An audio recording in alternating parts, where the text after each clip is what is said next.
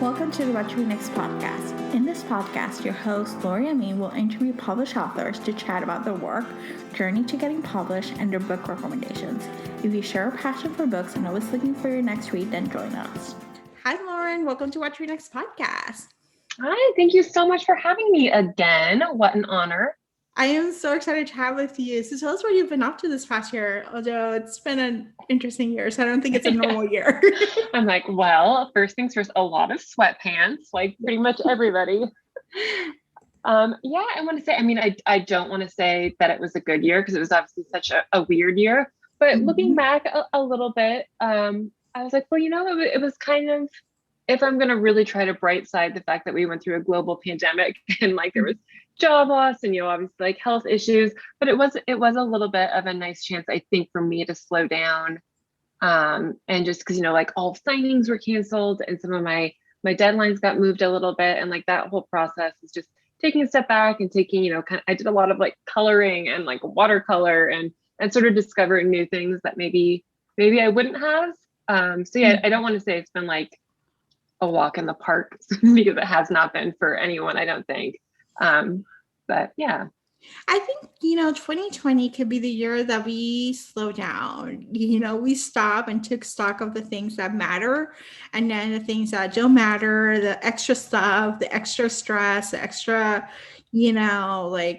stuff, that are just like, I don't want to do this anymore. And because we were not able to do it, we can after the pandemic, we can say like, we're not doing that anymore. Yeah, that's such a great way of putting it. And that's exactly how I feel, where it's sort of like some of the, if you want to call it like crap, was automatically removed from my plate, but I didn't realize that it was, unnecessary or that I wasn't enjoying it until I didn't have to do it anymore. And so it is fun, kind of finally coming out of this pandemic a little bit, thinking like, okay, we all get to pick and choose, how we want to spend our time and who we want to spend it with.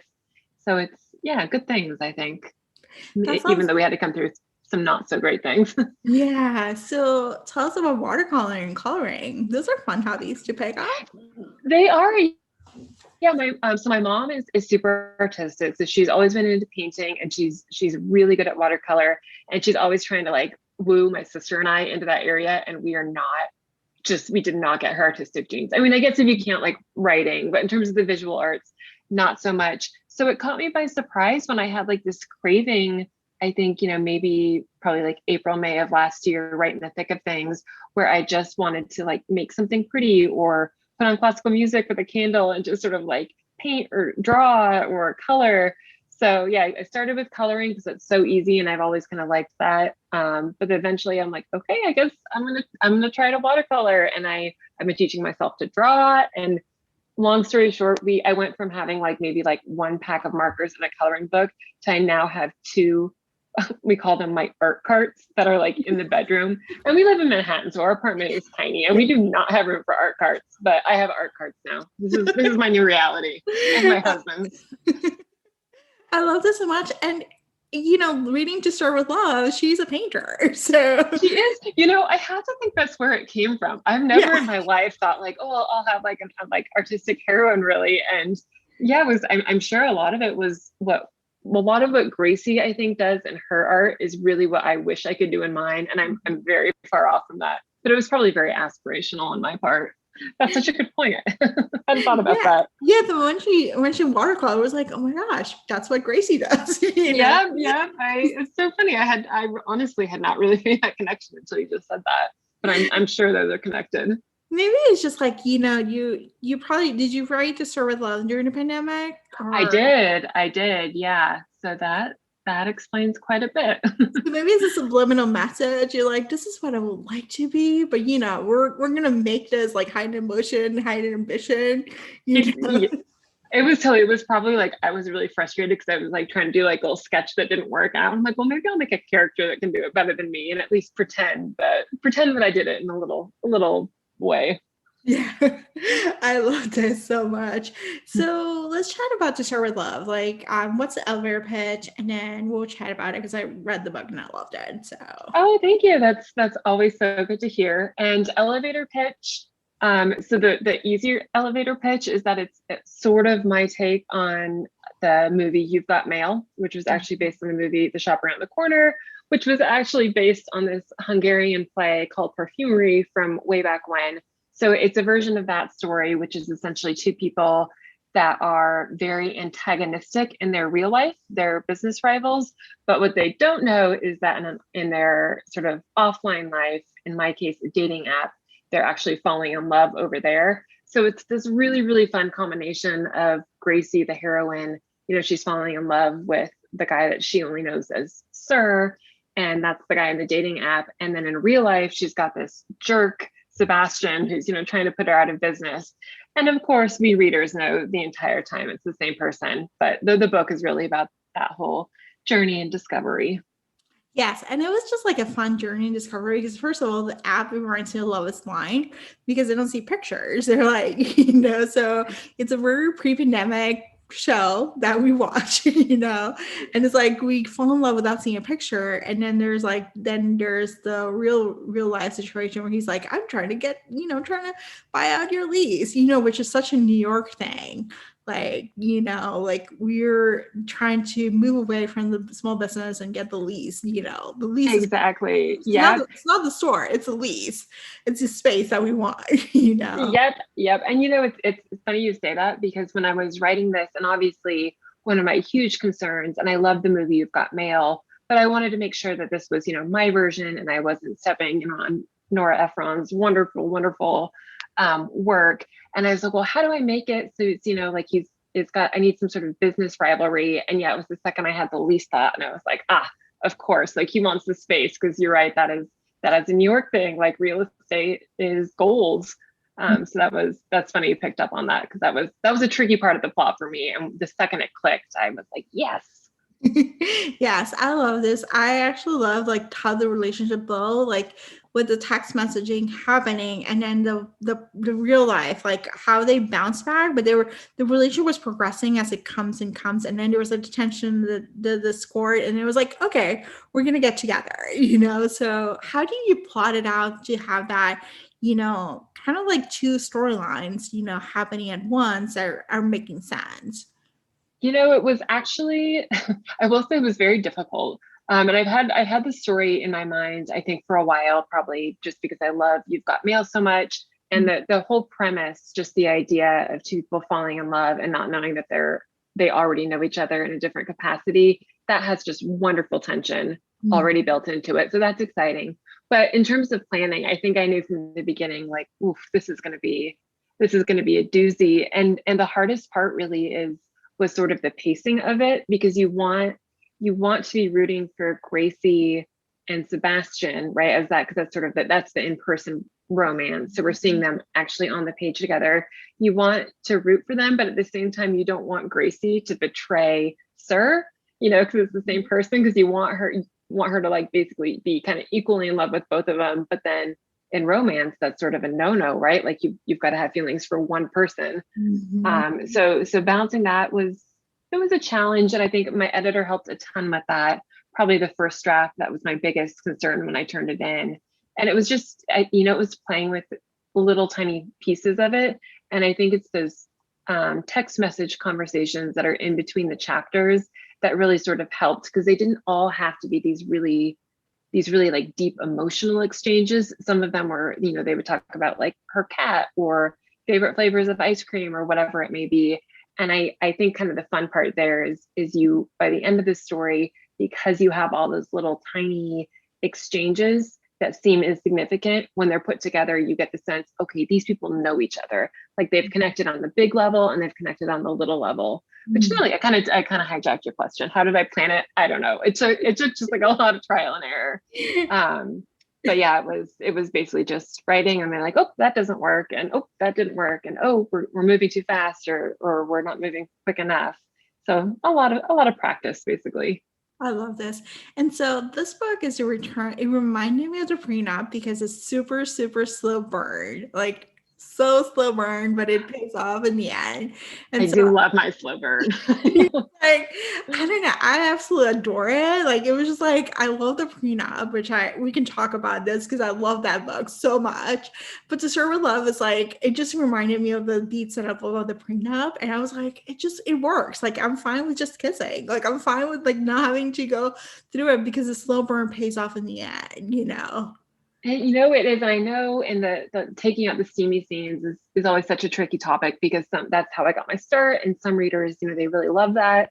And I'm definitely, I would never say that I'm never going to write those again because those are fun in their own way. But there really is, to your point about the prenup and then this one as well, there's something so kind of like delicious about keeping them apart for so long. And the payoff is so good.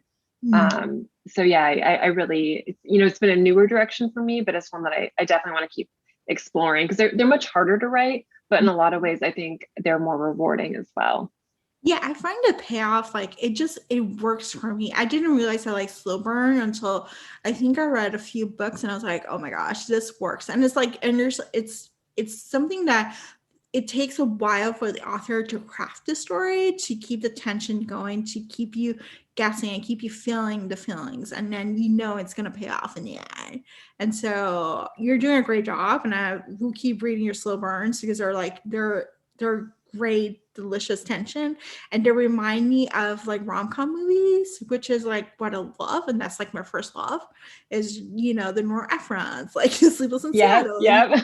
Like, whereas it's like, there's no intimate scenes. It's just like a kiss at the end. And you're like, oh my gosh, it's so good. Yeah, it's that kiss at the end. And I think the moment for me where I realized like, oh no, that is gold. And it's I don't even know if it's like a traditional rom-com, but the movie The Cutting Edge. I can't remember if we talked about this in last year or not. Yeah. I probably but like that movie and that kiss at the end and that tension, that's what, it inspired the prenup a little bit. And then this one as well is sort of using that as the model of tension, basically. Yes, I like this. I like this new route that you're going for. So just keep going. Thank you. I'm glad I have at least like one person. Like I said, it's a big departure. So I'm like, I hope someone comes with me on this new journey. Yeah, I think so. But I think you're gonna find a new audience. Like that's the beauty of it because there's a large audience of romance readers or non-romance readers who are looking for rom-coms, who are looking for like a reminder of like what the rom-coms are, like we watch in the 80s and 90s, and so I think there's a market there, and there's like a sense of like, like people like slow burn, like they like the tension, they like the stuff, and it doesn't have to always have an intimacy. Like, I think it's like, it's fine. I hope so. And one thing, and I do like that I don't want to say that I regret not writing the sexy ones, but there is always just like that nervousness or a fear of disappointing people. But I always try to remind myself, and I try to remind my readers as well. And like, if you want the sexy books, there are so many writers out there that are still writing those, and they're doing such a good job at it. And especially like, I think, usually in the Amazon top 100, 200 in romance, like most of those are very steamy. So there's so many out there. And if I could even like help with this other, maybe slightly less represented area of the more chaste rom-coms, if you will. That's sort of a fun area to contribute to. Yeah, I like this exploration of it. It's like, it's as someone who skips the sex scenes, I'm like, this is great. Yeah, like, yeah. Like it's fine. Like I am fine with them. Like I think for me, what happens is it only bothers me if the author teases you there's going to be a sex scene and then shuts the door. That feels really sudden. But if the author is just like, we're just going to kiss and, the next night happened and it's fine, there's no shutting the door, I feel like it's not as like shocking to the system. And then you kind of like get the story going. So it's fine just to have a kiss at the end, as long as we have the tension of the relationship building and explaining like, this is what's going to happen. It's totally fine. I'm glad to hear you say that for sure. What are you working next? I am, well, another slow burn, so you'll be pleased. So it's called Made in Manhattan, and it will be out. We actually don't have an official release date yet, but it will probably be out in January of next year. And that one is a very fun. I've already done a Pygmalion story with Isn't She Lovely from way back when, which is basically sort of, the idea of what's one with Audrey Hepburn, My Fair Lady. And, you know, she's all that. And essentially it's the idea of one person making over the other person for some reason. So I reverse this one. It's usually the hero that's making over the heroine. I actually have this story where I've got a very kind of like upscale, borderline prissy heroine. And as a favor to her grandmother's friend, she has this very like rough around the edges guy. He's from Louisiana. He does not like New York. He doesn't really fit into New York.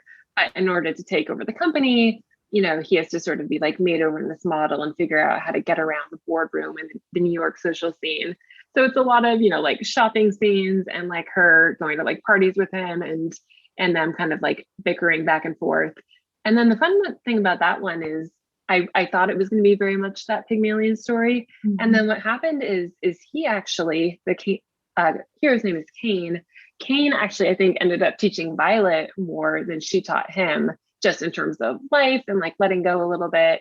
So that was one of those fun stories where I had this very like clear plan and I was so excited about it. And then I started writing it and it was even, I think it was better and more nuanced than I even planned on, which is always nice when that happens. It doesn't always. So that was sort of a fun story that wrote itself in a different direction than I thought, but I'm very excited about that one.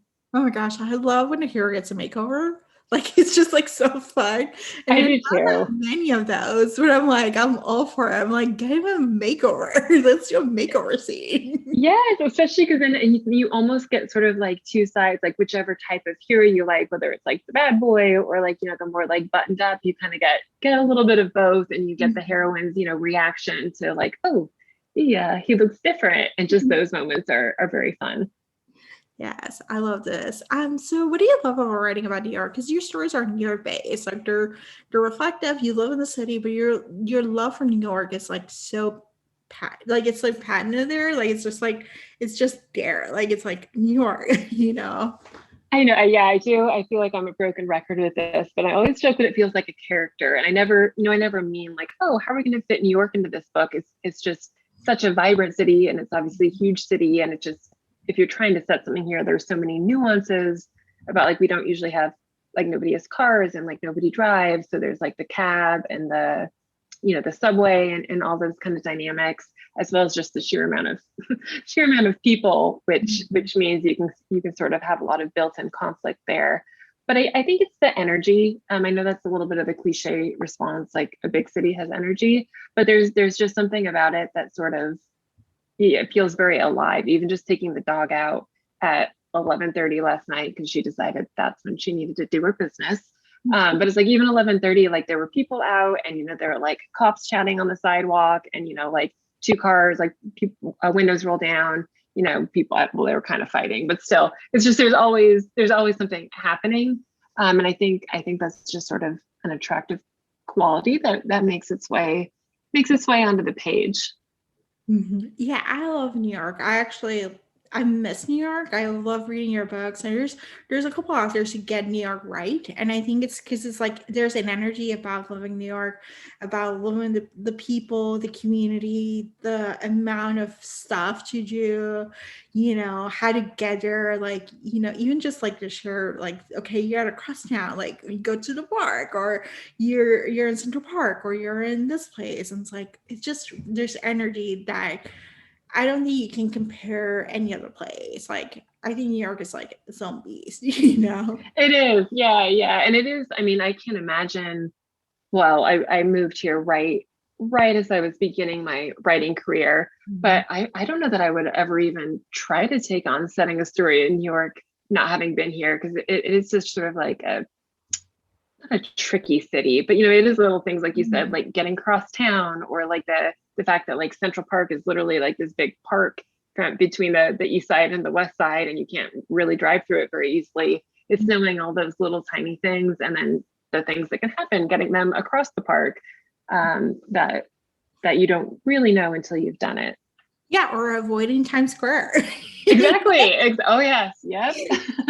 Like little things like avoiding Times Square, because New Yorkers won't go to Times Square unless they run to a Broadway show, and that it may just stay away from Times Square, the proper Times Square. They might just go to the side streets, you know? Yep. Yeah, we live right by Times Square, and we always joke we will walk 10 blocks uptown or downtown, it doesn't matter, just to get around Times Square. Even if it means that we walk further, you're actually going to get there faster because you don't have to go through how it is. Like, it's basically a mob. It is. If you can walk around it, that's a good thing. You can walk around it. You can go 9th Avenue. Like, 9th Avenue is good. 8th Avenue is like a little weird. Like, it's so like too much touristy left over. Like there's certain streets of like, okay, there's a lot of tourists here, so you just avoid them. I don't. Yep. Exactly. So, and I think that's the energy of living in New York. Like, like you're living there for long term. You're not going to be like, it's not just like a one time I'm going to cram every experience possible in a weekend, so I think your characters reflect that idea of like, I live in the city. I'm part of it, and now allows me to experience New York City as a New Yorker, not just as an outsider. Right. Yeah. It's not all about the Empire State Building and Statue of Liberty. It's sort of the like, where am I going to buy my toilet paper and pick up my prescription and those little realities of life. Yeah, the Dwayne Reeds and the bodegas. Yeah, exactly. Well, and even using the word bodega, I'm always like, most of my editors live here as well, and the copy editor and the proofreaders oftentimes. And we're like, do we use the word bodega? Because that's what the character would use. But if you don't live here, like, maybe I didn't know when I moved here that it's basically like a kind of a little tiny grocery store. I know. I just read a book, the Morgan Matson new book. It's set in New York, and it's like the cat bodega. It was like basically a New York trip for overnight. And it was like so nice to feel like I'm just like listening. I'm just another New York character as the main character of the story. As someone who's no longer living in New York, I miss it. So any books that have that, I'm like, yes, give me all the Dwayne Reeds, the bodegas, and all, all the fun tidbits, the soul cycles, like, soul cycle in other places, but still it's the New York stuff. Yeah. Awesome. So you're writing some a lot of retellings in some ways, or reimagining rom-com movies and stuff. Do you have like a trope that you enjoy reading or writing? Reading, I have so many. Actually, someone in my reader group recently asked this, and I finally came clean, and I don't think I do this very often because it's such an kind of embarrassing admission, but I really love amnesia tropes, and they're just not done very often. And I don't know if they've just gone out of style, or like maybe like, because this is probably back in the 90s, early 2000s when I was reading them. And I don't know if science has maybe just evolved a little bit more since then too. And like, we know that amnesia is actually very rare, and like we know more about it. But I loved, again, like I'm big on those tropes that have the built-in conflict, and the idea that someone would wake up and not know who they are, and the things that you can build a story around, like I love those, and I can never find them, and I'm not brave enough to write one, but that's kind of like my dirty little secret in terms of tropes. And then writing, I would say, I do really like writing friends to lovers, and that used to be very much my favorite trope to read as well. The idea of best friends falling in love. The one thing I always am kind of careful with there is that those are a little bit hard to be unique from book to book, because they're sometimes it feels like there is only so much you can do with that particular plot line. Like, they've known each other forever, and now somehow they need to find out they're in love. So I like to write those every so often, but I make sure too that I don't overdo them so readers don't get sick of it. I love this. So I do have some recommendations for amnesia plots. So yes, bring it on. Witherspoon's Cowboys of California, book 1 is amnesia plot / I think Cinderella retelling. Oh my gosh. And that came out, I think, last year, so you should be able to find it. You like historical, so Vanessa Riley's A Girl, an Earl, a Girl, and a Person. It's the newest one. She has like a baby, a toddler, or something like that. So this one's a toddler. I think Girl and Toddler has an amnesia plot set in historical Regency. I'm totally writing these down. You're making my day right now. Yes, I am like also trash for amnesia plots. So anytime I find it, I'm like, oh my gosh, I must have this book now. I'm going to let you know the second I finally get like brave enough or I get a strong enough idea about an amnesia plot. I'm going to let you know, and you can be my beta reader, because Yes. I know that I'm due. Like it's just like it's got to be happening for me one of these years. Yeah. I need the muse to speak to me. Yes, I feel like it's just like I don't care about the science. I'm like, whatever. You know? Right? You know, that's not why we read romance. Like it always kills me sometimes if I'm looking, you know, for a book to read and I read a review that's like, oh, it's, you know, unrealistic, and they give it like 1 or 2 stars because it would never happen in real life. Like I can't buy it fast enough. I'm like, bring on like the fantasy and the ridiculous plots. Like that's what I'm looking for. I read for an escape. So I think for me, when I read like 1-star reviews, they're like either there's too much of this, too much of that. I'm like, that's probably a book that I would love to read. Yeah. Like, Same. like I'm like, that just count me in. I'm like, author, you found a new audience here. So I think it's like, you know, I look for unrealistic expectations. I feel like they're realistic. They're just giving you like, you know, healthy relationships, or teaching you tools that you may not have in your real life, but you like, you know what, you can actually adapt them to your life. So Yeah, there's always going to be something in there that we can take out of it. Like you said, the science doesn't have to be exact, and like, and even if like the timeline's a little bit wonky, I'm like, sure, doesn't bother me at all. no, but yes, amnesia is like its goal. I feel like we just need more of those. So Yep. So let's see. Have you read any books that you recommend? I think last year you recommended some great books. So maybe this year, like any new books that have been on your desk that you're like, oh, this is a great book too that you should pick up. Well, I don't think I will ever move away from my my historical obsessions. So I have read, and these are old, but I'm just going to throw it anyway because it got me through sort of like the worst of quarantine. I reread Mary, I don't know how to say her last name. I think it's Mary Balog. Oh, yeah, Mary Balog. Yeah. Oh gosh, I just love her, and I've always loved her. And my favorite one of hers is the last in the Bedouin saga, Slightly Dangerous. I believe the one with the blue cover. Anyway, so that's like always been like, I think it's in my top 5 romances of all time. It may even be my top. I've read it 100 times, but I realized I'd never actually read he's the oldest brother. The Duke is the hero in that one, and he's the oldest brother, and he has all these siblings that play a fairly substantial role in the book, and I'd never actually read their stories.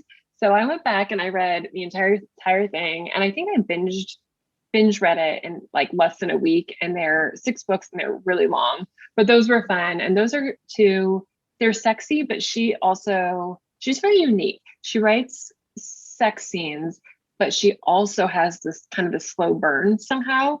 It's like magic. I love her. And then also Evie Dunmore. Mm-hmm. This one, I always feel bad when I recommend books that aren't out yet. It won't be out until September, but her latest one is Portrait of a Scotsman. Mm-hmm. And it was outstanding. And I'm always excited for her books, and she's, in full disclosure, she's a friend.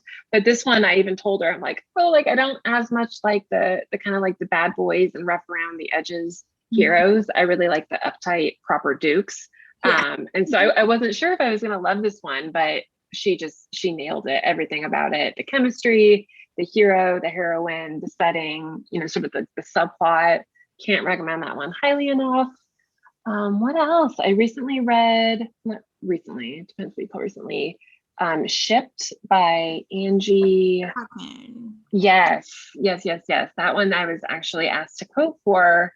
And I was happy to do it, but it was also like at a really like busy time. And I was telling myself like, okay, you know, I'm gonna have to read just like a chapter a day to make sure I can get it to them in time. And I just dropped everything and I read the entire thing in a day. Mm-hmm. So that one was good.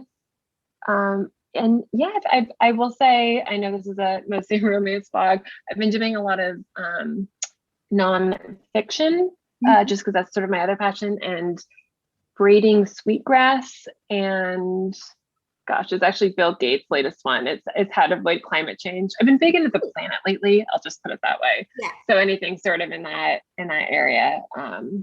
That's been mostly my to be. That's my red pile. It's nonfiction and historical. I love this. I think, well, historical is getting a resurgence thanks to Bridgerton. So, I'm really excited for all of these like new I am audiences. too. Like, I did not realize there's some books here. So I'm like, yes, there is. So you can see the scripts. So it's been fun to look for other hidden gems. Like, actually, that's one of my tasks this year is to look for authors that are often overlooked, but then like they have series that are whole historicals, and you can dive into that. So. Yes. I I, probably recommended it last time, I'm guessing, because I love her. But Vivian Lorette is yes. one, and she is like, she's made USA Today, so she's definitely like out there in the world, but she's one I don't see people talking about her books as much as I want them to talk about her books, because I think she is just outstanding, like mind-blowingly good. Yeah, I read her Tarzan reimagined because who would think Tarzan in Regency or I don't even know Victorian era, whatever era it is, but I'm like Yeah. Tarzan. And I was like, oh my gosh, this book it's a makeover. He gets a makeover, Yeah. So yes, I love this. Oh, so Lauren, where can we find you? So I am always on my website. I'm not really doing the social media thing right now, in all honesty.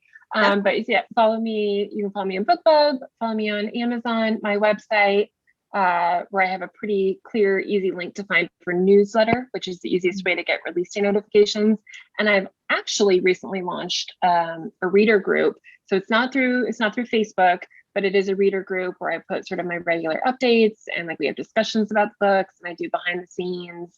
And like that's where I do all my like Q&A for questions like book recommendations and writing process. So definitely go to my website and check out it's just called the Lauren Layne Reader Group if you guys are interested. Oh my gosh, I'm joining that reader group today. So thank you, Lauren. Yay! Thank you, Lauren, for being on the show. Yes, thank you again for having me. I was just looking at the clock. I'm like, oh my gosh, how did that much time pass already? Always a pleasure to chat with you. If you enjoyed this podcast, feel free to share with friends, subscribe, rate, and review the show. This is the easiest way to support the podcast. For book recommendations, author interview archives, and other fun book resources and tips, please visit watchrenextblog.com. The Watch Read Next podcast is part of the Frolic Network. To discover new shows to listen and love, please visit frolic.media/podcast. Thank you so much for listening and have a great day.